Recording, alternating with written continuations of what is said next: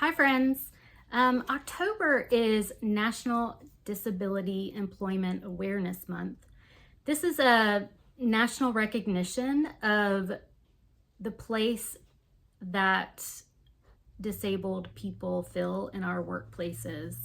And it's something near and dear to my heart, not only because I have a disability myself, but also because I work with people with disabilities. I've worked in various levels of employment for people with disabilities. I now work in education for people with disabilities, and it's a very important topic and place in our society that often gets overlooked. For many years, I planned around this month. I would plan speakers and interactive events for people just to raise awareness that disabled people can and do want to work.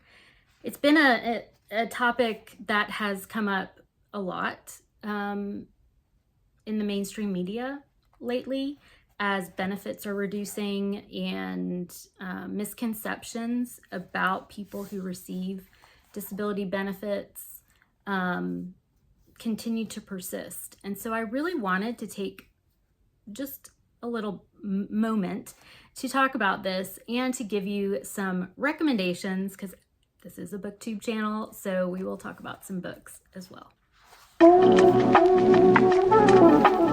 So I want to start off with a quote from Being Heumann Takes Your Keys and Other Essays from a Nervous System by Sonia Huber. When a person confesses to being sick, she is seen as less reliable, less capable, and therefore less of a person within the social and production networks of the well. Pain is a social contagion. Across cultures, fear of addiction to pain medication and belief in stoicism reinforce ideas about keeping pain to oneself. Stoicism fights depression in one way, even as it feeds it in another. Pain makes people wince in displeasure, so it's hard to be a bummer. It's equally difficult to smile and nod and lie. Many cultures value stoicism as an appropriate response to pain. This quote hit me considerably because I deal with a chronic pain condition, and on a daily basis, I am experiencing some level of pain, whether I'm working from home or going into the office. There's a certain level of pain that I just manage. And I definitely grew up in a culture and community where it was really encouraged to suck it up. And I think that mentality continues in my brain, even though I've done so much studying and research and helping other people and encouraging other people not to suck it up.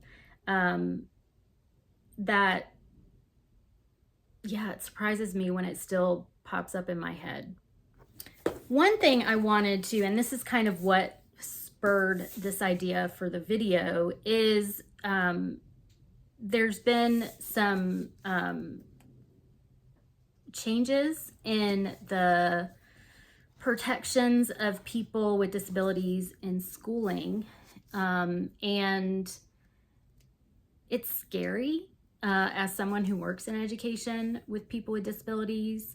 And immediately what came to mind was this book, Being Heumann, an Unrepentant Memoir of a Disability Rights Activist, by Judith Heumann with Kristen Joyner. Judith Heumann, amazing woman, played a very big role in a lot of the protections for people with disabilities in school that also translate into the workplace. She was involved in getting the Rehab Act passed, and also the Individuals with Disabilities Education Act, which then moved into the Americans with Disabilities Act. And those protections for kids to go to school who have disabilities. Judy's story starts very similarly to most disability advocates that I've encountered, that she got polio and as a child, and needed a wheelchair to be able to ambulate in her community, in her environment. And the school, her local school, did not want her to go to school. And so her parents really fought for her to get an education. She got an education and then had to also fight barriers to wanting a career. And throughout this memoir,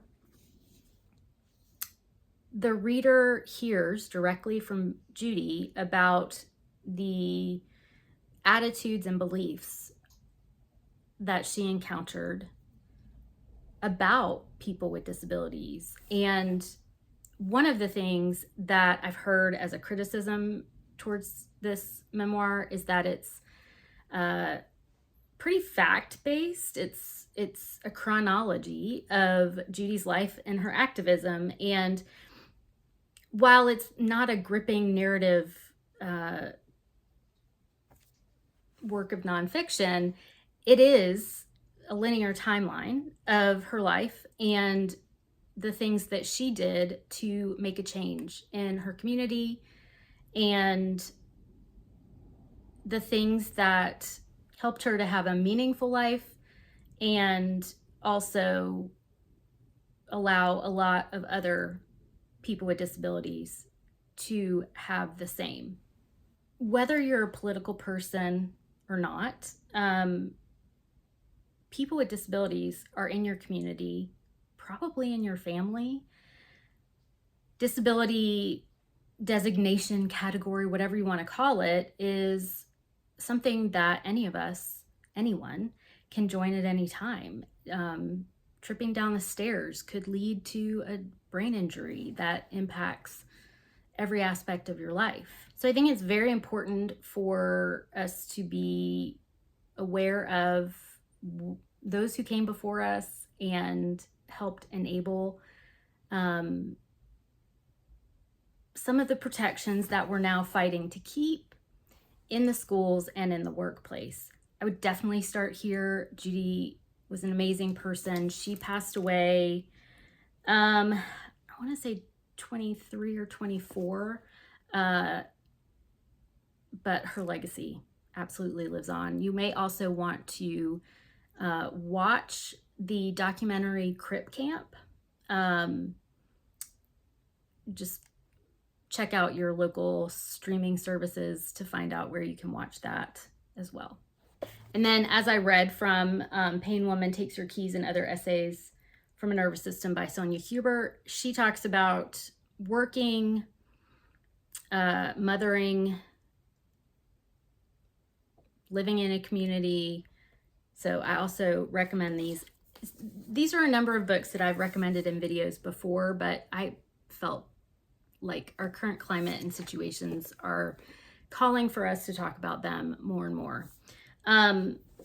Another one is Sitting Pretty, The View from My Ordinary Resilient Disabled Body by Rebecca Tauzik. Rebecca's experience of using a wheelchair from early in her life talks about how her family and community kind of responded to her need for a wheelchair and how they treated her. I really like this because it really focuses on relationships. When we think about a meaningful life, we think about not only being productive as far as work is considered, but also relationships, parenting, things that you're interested in doing as part of, things available to everyone in society that may need to look a little different for a person with a disability, but doesn't mean that is not desired. And the desire to be a community member, there's not a lot of differences in what a meaningful life means for a person with a disability as compared to a person who does not have a disability. I really, really, really enjoyed this perspective. So this is a very old book. As you can see, one of my dogs at some point found it tasty. This is Women Work in Autoimmune Disease, Keep Working Girlfriend by Rosalind Jaffe and Joanne Friedlander. This was one of the first books that I read after being diagnosed with my autoimmune disorder. And it is older. It's older. It's came out in 2008. I really appreciated this because it did focus on women and working with an autoimmune disorder. Life has changed a bit since the COVID-19 pandemic, as far as workplace, and it's not totally unusual that I'm wearing a mask when I go to work. I think it's not as taboo, maybe. But one of the things that I appreciated about this book is that it brings up the issue of disclosure. Part of my job that I do is to be well informed about the Americans with Disabilities Act and its amendments. And one of the requirements of the law is if you request workplace accommodations, you do have to disclose what you need and why you need it. It's a little, I should say, it depends on what the accommodation you're requesting is. But the topic and discussion around disclosure is something that I feel like is changed with social media, and that people think they have a right to know. And I really look at disclosure in education and in the workplace as a need to know basis. And I really encourage other people to do the same. It's an individual choice. Just as you would decide whether or not you're going to tell someone what religion you choose to practice. But if you have a need in a workplace and you have what is known as an invisible disability, where there's no outward indication, such as a mobility aid, that would let anyone know that you have a disability, disclosure is sometimes necessary, but it's also sometimes really challenging to navigate because there are stigmas associated with them. And I did at one point work with people with severe psychiatric disabilities and help them in work. And it was very challenging for the people I worked with, my clients, to navigate with those perceived stigmas, also internalized stigmas that we just learn from society and the world we live in. So this book, it like I said, it's a little outdated at this point, but it really did help me just look at the different angles of disclosure. Obviously, if you need an accommodation, you may need to disclose it. How much you disclose and to whom you disclose are all topics that are important for people with disabilities in the workplace. And then just sliding in here, I always recommend Disability Visibility, edited by Alice Wong. This is first person stories from the 21st century. These are different essays by people with disabilities about different aspects of their life. I also recommend Care Work, Dreaming Disability Justice by Leah Lakashmi Pepsna Samarashina. This is about community and how caring for yourself and others can be a building block to productive, meaningful communities. And it looks at, again, different essays about different things in society, how people with disabilities have experienced society, the need for care, and what community means and can mean for people with disabilities, for people without disabilities. And it really kind of gives a good overview about building communities and care communities. As we've seen in recent times, I would say since 2020, that a lot of times we do need to care for our community members. The resources aren't always there. So how can we build communities that can care for each other? So highly recommend this one. Okay, and then two others that I have mentioned before, but I think are really important and I want to talk about from a different perspective than I've talked about before. This is How to Be Sick, a Buddhist-inspired guide for the chronically ill and their caregivers by Toni Bernhard. What I wanted to mention about this is that she wrote this book from bed. She wrote a sequel to this from bed. And thinking about workplaces and what that looks like, yes, things did change in 2020 when we all needed to work from home for a portion of our time. And things now, I know in my community, in my workplace, it's all going back to, quote, normal, when we were equal or more productive working from home. Some individuals, it doesn't work working from home. Some need it. And it's something that people with disabilities have been requesting for many, many years, is to have options to work from home, not because it's nice, not because, oh yeah, I just want to sit in my pajamas and sit on the couch, but because it's necessary. And I think a lot of the discourse around working from home is pretty ableist, for lack of a better word, because it really, working from home is a necessity for people with disabilities. Not all. Like I said, some people work better in a workplace. For me personally,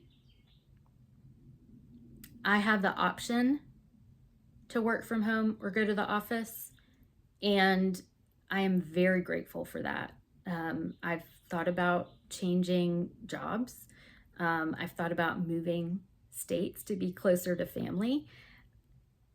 And I absolutely take into account what I do, but also how I'm able to do it. And that is really important for me as a person with a condition that fluctuates and is directly impacted by stress.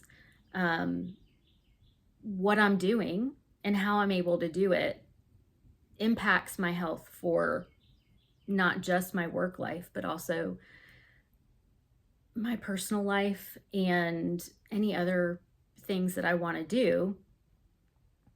So I think it's really important to think about how a job may be done in a quote, unconventional way, and have some flexibility around expectations for that. And then this is always something I'm going to be pointing to, the Long COVID Survival Guide, How to Take Care of Yourself and What Comes Next, edited by Fiona Lowenstein. This came out in 22, I think. I think it started as like a Kickstarter. Is that what they call them? In the beginning, by Fiona. And then they did get a bigger publisher to publish it, I believe. Long COVID is not a joke. It is very impactful. I was just reading the other day from a reputable source that the number of infections of COVID that you have had directly impact your risk for dementia. Long COVID is similar to what my condition causes, such as brain fog, word finding difficulties. And some of that stuff, I will say, I do in my videos. I don't always cut it out. And sometimes it's just for awareness. Yeah, I have word finding difficulties a lot. And that is something that over time I've gotten more used to, but it is really weird when you're giving a presentation, which is a big part of my job. I teach classes and I give presentations, to have word finding difficulties. And I have found a way to deal with it in those situations that works for me. I'm very open with my boss and with some of my coworkers. So when it happens to me in meetings now, they're not surprised and they help me out. But when it first started, I was embarrassed. I made excuses, I made jokes, and that is something that I did to cope with it. This survival guide does talk a lot from a perspective of either recent infection or still having symptoms so severe that you are not able to work. And I think there's a good balance of where is the assistance to help people who have a condition that impacts them to where they can't work. What are the options for them in society, in our culture? And what do they, quote, have to push themselves to do? So these are all great for perspective building. I would challenge you that if you haven't read any of these books, to read at least one of them and learn something new.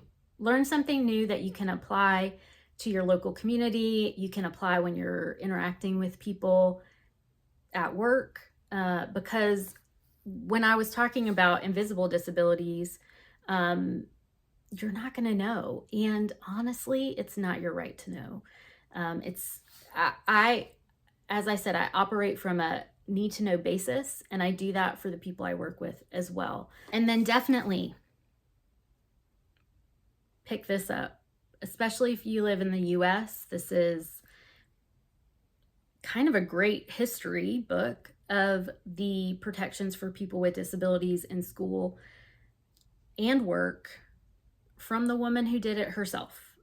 She was involved in all the groups that demanded the rights that we have now and that are being talked about to be taken away. So if anything from this video, I hope that you will look at this book. And then if you say, Michelle, I've read those because you've recommended them before, I am going to tell you about a book that I recommend again. And this is a book, if you're not really sure where to start with disability, like it's a big topic, because It is so far reaching and can impact anyone at any time. I'm going to stress that enough. It can impact anyone at any time. And I think if you want to be an integrated, inclusive person in your community, I would highly recommend Demystifying Disability: What to Know, What to Say, and How to Be an Ally by Emily Ledoux. This is just a great place to start if you don't know, or if you just want to read up on ableism, on how to encourage involvement in your communities by all people. If you're not a person with a disability, it's a great place to know how to support others in your community, whether or not you know if they have a disability. Doesn't matter. This is a great place to start. Thank you so much for watching this video, and I hope that you'll read one of these books to increase your knowledge and your understanding of people with disabilities, and also encourage you just to treat others as you would want to be treated. And I think we could all start there. Thank you so much for being here, and I'll see you again very soon. Bye.